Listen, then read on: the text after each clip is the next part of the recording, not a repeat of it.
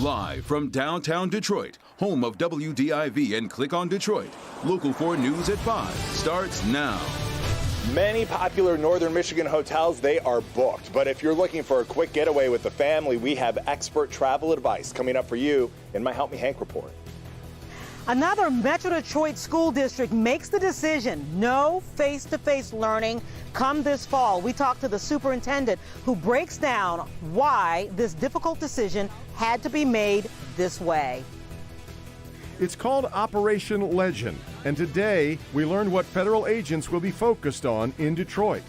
This flood and violence threatens the safety of our communities, and innocent bystanders are suffering. Topping our news at 5, U.S. Attorney Matthew Schneider says federal forces are coming to Detroit to tackle an alarming rise in gun crimes. And those agents are going to be focusing on pockets of the city seeing the worst of it. Defender Sean Lay is live tonight to show us exactly where they're headed and the numbers that brought them here. Sean. Kimberly, you're right. The big announcement by the feds made right here today, and they made it clear they're coming for the guns and the gangs on the streets, not the protesters. Let me be perfectly clear about what Operation Legend is not. There are no federal troops coming to Detroit or any other area in Michigan to interfere with protesters. U.S. Attorney Matthew Schneider announcing 42 new federal agents are hitting Detroit streets to target guns, gangs, and the people using those guns to kill. The reason, the ATF says, gun violence has taken over the city. In the 6th precinct, homicides are up 42%. Non-fatals, 67%. In the 2nd precinct, homicides are up 25%. More importantly, non-fatal shootings, 123%. In the 8th precinct, homicides are again up 25%. Non-fatals up 80%. In the 12th precinct, homicides are up 90%. Non-fatals, 44%. We don't need federal agents or federal troops in the city of Detroit. Protesters right outside against the feds coming in to help. And not at today's announcement, Mayor Duggan and Chief Craig. Mayor Duggan addressing the federal help today. It's something I've been waiting for a long time. Back when I was prosecutor, I would say to the ATF, this city is flooded with illegal guns. You're the Department of Alcohol, Tobacco, and Firearms. You ought to be taking a lead role in getting these illegal guns out of circulation. And I was very encouraged by what I heard today. Back here live, the mayor and police chief here in Detroit making it clear they did not initiate the increase in a federal presence on Detroit streets, but they do support the mission. Coming up live at 6 o'clock, really the inspiration behind the mission here in Detroit is the tragic case of a 4-year-old boy. We're live on the east side tonight. Sean Lay, Local 4 Defenders, back to you. We'll talk to you again at 6, Sean. Thank you. Meanwhile, federal agents will be leaving Portland as part of a deal announced today by Oregon's governor. She says the agents will start leaving the areas downtown tomorrow, and in exchange, Oregon State Police will step up patrols there. Protesters have repeatedly clashed with agents during nightly demonstrations. An update on breaking news we first brought you here today at 4. Fire and hazmat crews are battling a chemical fire at an industrial building in Rockwood. Sky 4 over the scene at R.J. Marshall Company on Huron River Drive. Multiple fire departments are on the scene. Residents that live on Huron River Drive between Lamont and Truman are being advised to evacuate the area or shelter in place. No word on the cause, but we do know one firefighter was taken to the hospital for heat exhaustion. All right, Indecision 2020, with less than 1 week until the primary election, Michigan's Secretary of State says we should not expect quick results. Jocelyn Benson says 2 million people have requested mail-in ballots because of the pandemic, and that is the most ever in Michigan. Benson says local election clerks are asking for more time to process this large influx of absentee ballots. In a year where a record number of people will be voting by mail, our clerks can't even open envelopes and arrange ballots for tabulation until the morning of Election Day, when every single one of them is already going to be dealing with several other different issues.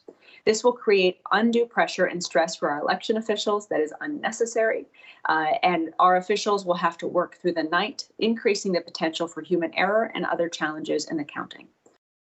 Benson says if you are voting absentee, it is probably now too late to put it in the mail, Election Day being next week. She says either bring it to your local clerk's office or to a voting drop box.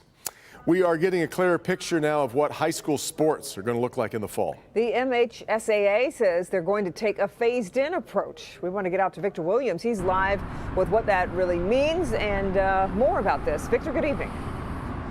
Yeah, good evening, Devin and Kimberly. Obviously, COVID-19 has changed everything, and that includes sports, but especially on the high school level, because they want to make sure the kids that are playing these sports are not at any type of risk at all. With that being said, here are some of the changes that you might see this upcoming season when it comes down to practices and competition. The first of which is scrimmages. Scrimmages in all fall sports have been eliminated. The only occasion where students from different schools will be together is for official games, matches, meets, and competitions. Low-risk sports are set to begin in competition as scheduled on August 12th. This includes golf, tennis, cross-country, swimming.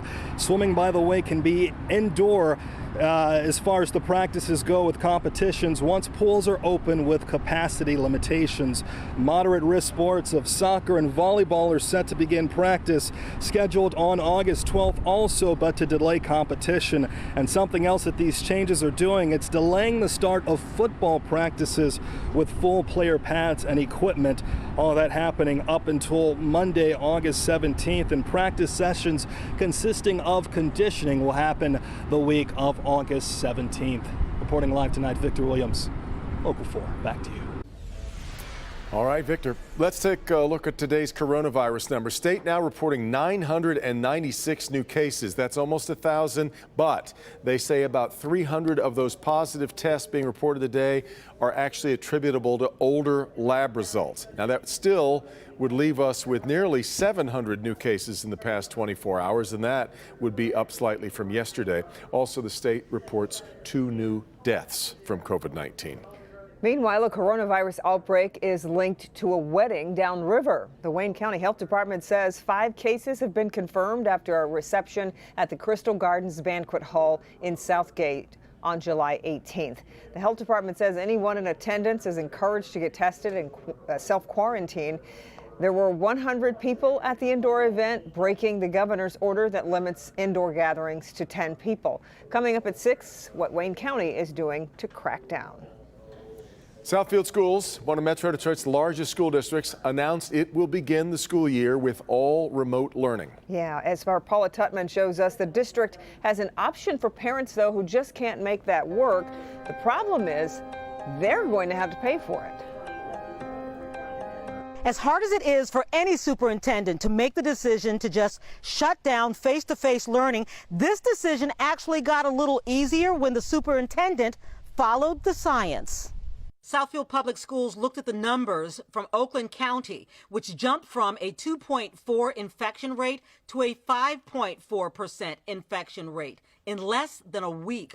And Superintendent Dr. Jennifer Green didn't just look at the infection rate, but the Oakland County COVID infection numbers of children under the age of 19. That number between July 14th and July 28th is now close to 600. Young people under the age of 19 having tested positive. That is alarming. The decision for the district was clear. No face-to-face learning for the 6,000 Southfield students when school resumes August 31st.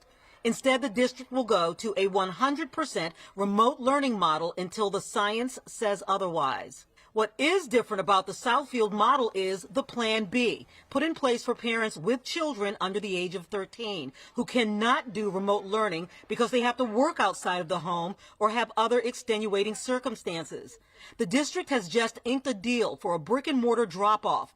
It will not be face-to-face teaching. It will be child care and supervision for remote learning at the Bernie K-8 facility on Evergreen. We've partnered with Champions Child Care.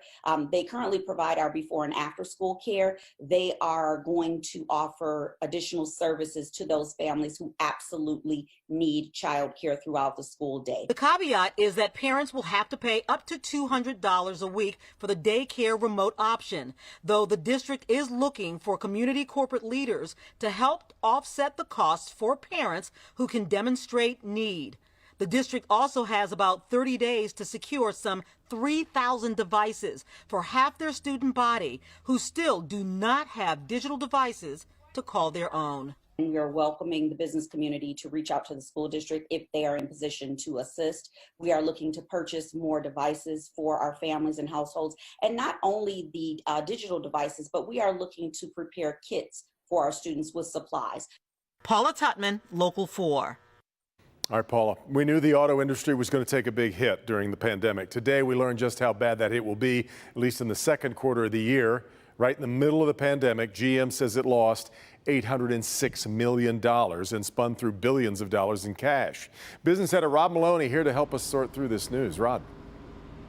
Yeah, you know, Devin, it's a situation where you start hearkening back to a decade ago when you hear about a quarterly loss of nearly $1 billion.